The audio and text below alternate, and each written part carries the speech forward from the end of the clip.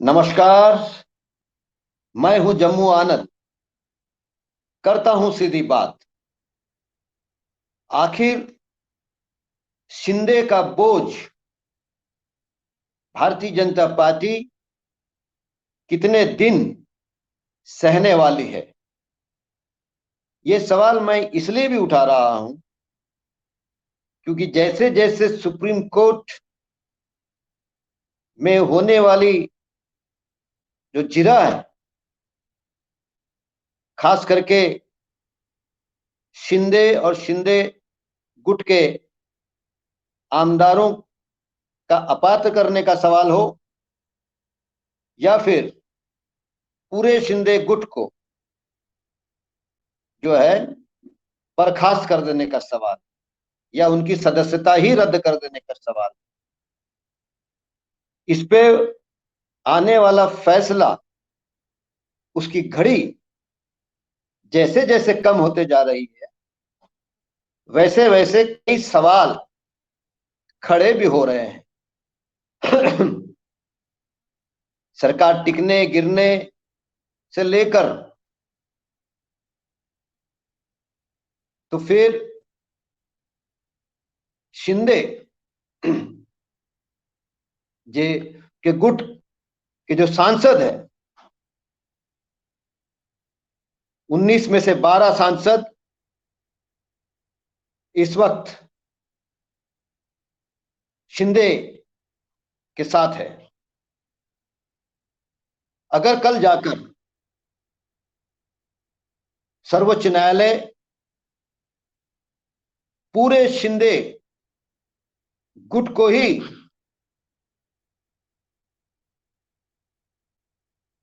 घटना की सूची 10 के अंतर्गत रद्द कर दे और ये मान ले कि शिंदे गुट या शिंदे की जो भूमिका है वो पार्टी के अंदर नेतृत्व परिवर्तन करने का ना होकर पार्टी को तोड़ने का है, या पार्टी के अंदर 2 फुट विभाजन का है, तो फिर ऐसे हालात में ये भी सवाल खड़ा होना लाजमी है कि फिर 19 खासदारों में से जो 12 खासदार शिंदे के साथ गए, उनका क्या होगा? जाहिर है उनकी भी सदस्यता चली जाएगी। ये तो समय आने वाला बताएगा। लेकिन एक जो महत्वपूर्ण प्रश्न, सवाल राजनीति के गलियारों में चर्चाया चर्चाया जा रहा है, वो ये कि कितने दिनों तक देवेंद्र फडणवीस या भारतीय जनता पार्टी एकनाथ शिंदे को मुख्यमंत्री के तौर पर सहना चाहती है। क्योंकि अब ये बात स्पष्ट होते जा रही है कि भले विधायकों में फूट या विधायकों में ज्यादा संख्या शिंदे के साथ है, लेकिन जमीनी हकीकत और जमीनी स्तर पर उद्धव ठाकरे के साथ शिवसेना है। शिवसेना के कार्यकर्ता, नेता, शिवसेना को चाहने वाले, शिवसेना के समर्थक, और ये हाल ही में खेड़ कोकण विभाग में जो सभा उद्धव ठाकरे ने ली, और उस सभा की उपस्थिति जो ऐतिहासिक रही, उससे यह बात सिद्ध हो गई।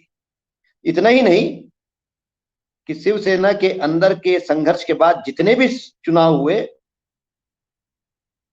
असली शिवसेना कहने वाले शिंदे एक भी चुनाव में अपने उम्मीदवार को उन्होंने उतारा नहीं। ये दिखता है, इससे ये स्पष्ट होता है कि शिवसेना का जनाधार ये एकनाथ शिंदे के साथ नहीं है। ऐसे स्थिति में भारतीय जनता पार्टी का शीर्ष नेतृत्व के सामने ये सवाल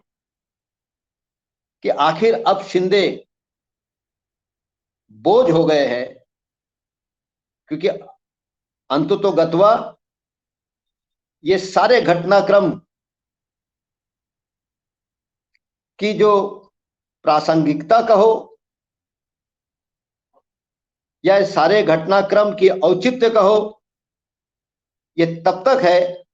जब तक कि जन समूह, जन समर्थन अगर शिंदे अपने पीछे खड़ा नहीं कर पाते हैं तो फिर भारतीय जनता पार्टी को इसका फायदा क्या है? फिर वो क्यों शिंदे को 2024 तक, जिनके वजह से ना वोट मिलने वाले हैं, जिनके वजह से ना जनाधार बढ़ने वाला है, तो फिर भारतीय जनता पार्टी को चुनावी मैदान में शिंदे गुट को अपने कंधों पर बिठाने का फायदा क्या है? तो इसलिए भारतीय जनता पार्टी निश्चित तौर पर खास करके सर्वोच्च न्यायालय पर एक पैनी नजर बनाए रखे हुए, और मुझको लगता है कि कहीं ना कहीं भारतीय जनता पार्टी को इस बात का एहसास है, शिंदे सहित शिंदे गुट ये दल बदल कानून के तहत अपात्र कहलाएंगे और फिर उप मुख्यमंत्री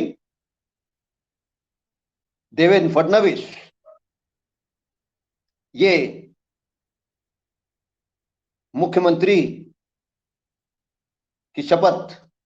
लेंगे, क्योंकि भारतीय जनता पार्टी को आगामी मुंबई महानगर पालिका का चुनाव हो या 2024 का लोकसभा का चुनाव हो या फिर उसके तुरंत बाद होने वाले विधानसभा का चुनाव हो, भारतीय जनता पार्टी ये खतरा मोल नहीं सकती कि शिंदे के नेतृत्व में ये तीनों चुनाव लड़े, क्योंकि ये बात साफ है कि शिंदे के नेतृत्व में ये तीनों चुनाव भारतीय जनता पार्टी और शिंदे गठ को कोई फायदा होने वाला नहीं, बल्कि बहुत बड़ा नुकसान होने जा रहा है। इसलिए भारतीय जनता पार्टी के सामने दो पर्याय है, एक कि देवेंद्र फडणवीस एन कैन प्रकारे मुख्यमंत्री बने और फिर बहुमत भी हासिल करे और उनके मुख्यमंत्री रहते हुए जो है चुनावों का सामना करे, या फिर शिंदे के अलावा कोई और एक नया सहयोगी वो ढूंढ ले। और अगर हम लोग महाराष्ट्र की राजनीति और पिछले 6-8 सालों में कुछ प्रमुख पार्टियों की भूमिका कभी खुल के कभी संदिग्ध बीजेपी के सहयोग करने की रही है, इसलिए महाराष्ट्र के विकास के नाम पर भारतीय जनता पार्टी को नया सहयोगी मिलने या ढूंढने में ज्यादा मुश्किल नहीं होगी। इसलिए जैसे जैसे समय बीत रहा है, एकनाथ शिंदे ये भारतीय जनता पार्टी के लिए बोझ सिद्ध हो रहे हैं और इसलिए भारतीय जनता पार्टी इस बोझ से अपने आप को जल्द से जल्द मुक्त करवाना चाहती है। आज के लिए बस इतना ही। कल कुछ और नए मुद्दे के साथ फिर लौटूंगा। धन्यवाद।